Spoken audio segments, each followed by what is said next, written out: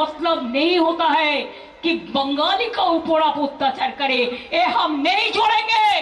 এক মহা ফ্যাসাদে পড়েছে, এক মহা ফ্যাসাদে পড়েছে আপনার চ্যানেলে। আমি প্রথম বলছি এক মহা ফ্যাসাদে পড়েছে। আমাদের যারা সবকিছু দেবে মমতা ব্যানার্জির কাছ থেকে আমরা সত্যি পাইনি, তারা পা দিয়েছে, একে ভোট দেবো না, কিন্তু কাকে দেবে? এই যে অত্যাচারিত বাঙালিদের থেকে মন ঘোরানোর জন্যে বাইরে যে বাঙালিরা অত্যাচারিত হয়ে ফিরে আসছে তাদের উপরে হাইলাইট করতে যাচ্ছে। সেটা নিয়ে কথা বলছেন না কেন? সেটা নিয়ে কথা বলুন। ওই কজন বাঙালির জন্যে আপনি মনে করেছেন যে সবারই ভালোবাসা গ্রহণ করবেন? ভালোবাসা যা পাওয়ার আপনি বিগত বছরগুলো পেয়েছেন, আর ভালোবাসা পাওয়ার যোগ্যতাটুকু উনি হারিয়ে ফেলেছেন। সমস্ত হিন্দু মুসলিম সবার কাছ থেকে উনি হারিয়ে ফেলেছেন। সারা ভারতবর্ষের অন্য রাজ্য দেখছে আর হাসছে। আমরা বাইরে গিয়ে বলতে পারবো না যে আমরা কলকাতা থেকে আসছি। তাহলে রাজ্যে থেকে তারা চলে গেছে ওখানে। আগে তো জানতাম শুধু মুর্শিদাবাদের যারা তারা পরিযায়ী শ্রমিক, এখন রাজ্যের সমস্ত জেলাগুলো থেকে পরিযায়ী শ্রমিক হয়ে গেছে বাইরে। কার জন্যে? আপনার এখানে কাজ কই? তারা দিন আনে দিন খায়, তাদের 500, 600, 800, 900 টাকা মাইনে এক এক দিন। তাহলে সেটার ব্যবস্থাও করতে পারলেন না আপনি। আর আপনি বলছেন এই বাঙালিদের উপরে অত্যাচার হচ্ছে, তার উপরে আপনি ওই মাঠে নেমেছেন, ময়দানে নেমেছেন আপনার দলবল নিয়ে। এটাই তো বলেছিলেন সংখ্যালঘুদের যে ওয়াকফ আন্দোলন দিল্লিতে গিয়ে করো, সেখানে করেছে তারা। দিল্লি করেছে, এটা দিল্লিতে গিয়ে করো। তাহলে আমার প্রশ্ন, উড়িষ্যা থেকে তাদেরকে তাড়িয়েছে, গুজরাট মহারাষ্ট্র থেকে তাদের তাড়িয়েছে বাঙালিদের। তাহলে আপনি উড়িষ্যায় গিয়ে করুন, আপনি মহারাষ্ট্রে গিয়ে করুন।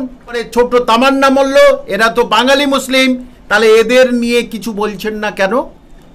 মুসলিমদের উপরে অত্যাচার হচ্ছে ছোটোখাটো। আবার এখানে মমতা ব্যানার্জি তাদেরকে সব জায়গা থেকে বঞ্চিত করছে এবং তাদের ভাইয়ে ভাইয়ে মারপিট শুরু করে দিচ্ছে।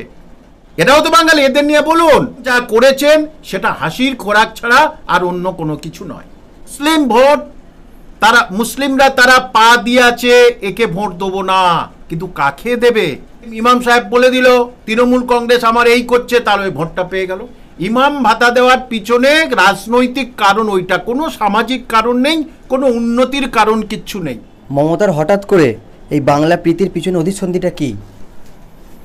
দেখুন, এটা হচ্ছে কি, এই যে এসএলএসটি দুর্নীতি, শিক্ষা দুর্নীতি, এইটা থেকে মুখ ঘোরানোর জন্যে এটাই করছে, একেবারে পরিষ্কার।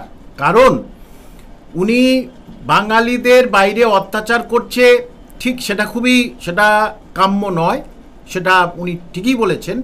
কিন্তু তার আগে বলুন উনি সবার সামনে, মানুষের সামনে, যে এই যে এসএলএসটি ছেলে মেয়েদের নিয়ে যে তাদের উপরে যে মানসিক অত্যাচার করছে, এরাও তো বাঙালি। তাহলে এই বাঙালিদের উপরে আপনি যে অত্যাচার করছেন সেটা নিয়ে কথা বলছেন না কেন? সেটা নিয়ে কথা বলুন। এই যে অত্যাচারিত বাঙালিদের থেকে মন ঘোরানোর জন্যে বাইরে যে বাঙালিরা অত্যাচারিত হয়ে ফিরে আসছে তাদের উপরে হাইলাইট করতে যাচ্ছেন। এবং আমার আরেকটা প্রশ্ন, যে উনি তো বলেছিলেন সংখ্যালঘুদের যে ওয়াকফ আন্দোলন দিল্লিতে গিয়ে করো, সেখানে করেছে তারা। দিল্লি করেছে, এটা দিল্লিতে গিয়ে করো। তাহলে আমার প্রশ্ন, উড়িষ্যা থেকে তাদেরকে তাড়িয়েছে, গুজরাট মহারাষ্ট্র থেকে তাদের তাড়িয়েছে বাঙালিদের। তাহলে আপনি উড়িষ্যায় গিয়ে করুন, আপনি মহারাষ্ট্রে গিয়ে করুন, আপনি গুজরাটে গিয়ে করুন। আপনি এই কলেজ স্ট্রিটে কেন? এখানে তো চারদিকে সেদিন ইউনিভার্সিটি চলছে, স্কুল চলছে, আমার কোচিং চলছে, এত জোরে জোরে মাইক চালাচ্ছে যে সব কিছু বন্ধ। তাহলে আপনি একজন শিক্ষামন্ত্রী হয়ে একটা ইউনিভার্সিটির, সেখানে পড়াশোনা হচ্ছে, সব কিছু চলছে, সেখানে আপনি এইটা কেমনভাবে করতে পারলেন? আমার তো মাথায় আসলো না। তাহলে স্কুল কলেজে ইউনিভার্সিটি যারা পড়ছে তারা বাঙালি, তাদেরকে আপনি পড়াশোনা থেকে বঞ্চিত করছেন, তাদেরকে ডিস্টার্ব করেছেন, অধ্যাপকদের ডিস্টার্ব করেছেন, কিন্তু ওনার উপরে কথা বলার কেউ নেই। তাহলে উনি আগে এটাই বলুন যে এই যে বাঙালির তথা মুসলিমরা, তারাও বাঙালি, বাঙালি মুসলিম যারা, তারা একে অপরের উপরে অত্যাচার করছে। মরে গেল হচ্ছে কে ভাঙড়ে, তারপরে আপনার মালদায়, তারপরে ছোট তামান্না মল্ল, এরা তো বাঙালি মুসলিম। তাহলে এদের নিয়ে কিছু বলছেন না কেন? এরাও তো বাঙালি, এদের নিয়ে বলুন। এবং আরেকটা প্রশ্ন, এই যে রাজ্যে থেকে তারা চলে গেছে ওখানে, আগে তো জানতাম শুধু মুর্শিদাবাদের যারা তারা পরিযায়ী শ্রমিক, এখন রাজ্যের সমস্ত জেলাগুলো থেকে পরিযায়ী শ্রমিক হয়ে গেছে বাইরে। কার জন্যে? আপনার এখানে কাজ কই? আপনি নয় চাকরি বাকরি দিতে পারেন না বেশি মাইনে, তাহলে তারা দিন আনে দিন খায়, তাদের 500, 600, 800, 900 টাকা মাইনে এক এক দিন। তাহলে সেটার ব্যবস্থাও করতে পারলেন না আপনি। আর আপনি বলছেন এই বাঙালিদের উপরে অত্যাচার হচ্ছে, তার উপরে আপনি ওই মাঠে নেমেছেন, ময়দানে নেমেছেন আপনার দলবল নিয়ে। এটা কোনোদিনই কাম্য নয়। মানুষ জেনে গেছে যে আগে জবাব দিক আমার। শিক্ষিত ছেলেমেয়েরা তারা এই রাজ্য থেকে অন্য রাজ্যে যাচ্ছে, সবাই জানে। এখন যারা খেটে খাবে, সেই ছোট্ট তামান্নার বাবা মানে এর থেকে চলে পুরীর কাছে কাজ করতে, সেখান থেকে চলে আসলো তামান্না মারা যাবার পরে। তাহলে তারা যারা ওখানে যাচ্ছে তারা পেটের জ্বালায় যাচ্ছে, সংসারটা চালানোর জন্য যাচ্ছে। তাহলে এই যে প্লেসমেন্টটা উনি করতে পাচ্ছেন না, সামান্য দিন আনা দিন খাবে যাদের, তাহলে তাদেরটা উনি করতে পাচ্ছেন না। এটা খুব হাস্যস্কর ব্যাপার। এবং যা করেছেন সেটা হাসির খোরাক ছাড়া আর অন্য কোনো কিছু নয়। তিনি কি কোনোভাবে বুঝতে পেরেছেন যে আগামী নির্বাচনে মুসলিম সমাজ তাকে বিট্রে করতে পারে, এই জন্য বাঙালিদেরকে একত্রিত করার চেষ্টা করছেন? দেখুন, মুসলিম সমাজ এক মহা ফ্যাসাদে পড়েছে। আপনার চ্যানেলে আমি প্রথম বলছি, এক মহা ফ্যাসাদে পড়েছে। বিভিন্ন চারদিক থেকে মুসলিম শিক্ষিত ছেলেমেয়েরা তারা এসে আসছে, 1000-5 বলবো, বিভিন্নভাবে ফোন থেকে শুরু করে তারা এক ফ্যাসাদে পড়েছে।